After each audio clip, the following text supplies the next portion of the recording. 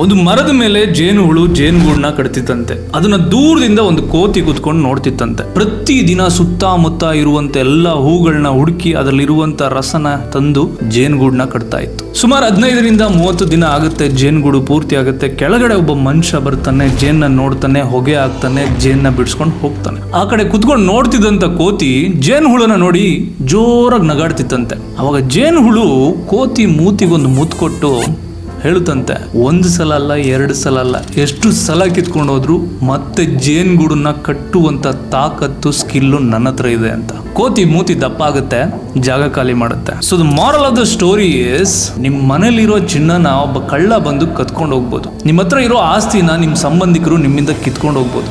ಆದ್ರೆ ನಿನ್ನ ಹತ್ರ ಇರುವಂತ ವಿದ್ಯೆ, ಬುದ್ಧಿ, ಸ್ಕಿಲ್ ಸೆಟ್ನ ಯಾರ ಕೈಲೂ ಕಿತ್ಕೊಂಡು ಹೋಗಕ್ಕಾಗಲ್ಲ, ಹೊತ್ಕೊಂಡು ಹೋಗಕ್ಕಾಗಲ್ಲ. ಬೈ ದ ವೇ, ಇದು ಕತೆ ಅಲ್ಲ, ನನ್ನ ಲೈಫಲ್ಲಿ ನಡೆದಿರೋದು. ಅರ್ಥ ಆಯ್ತು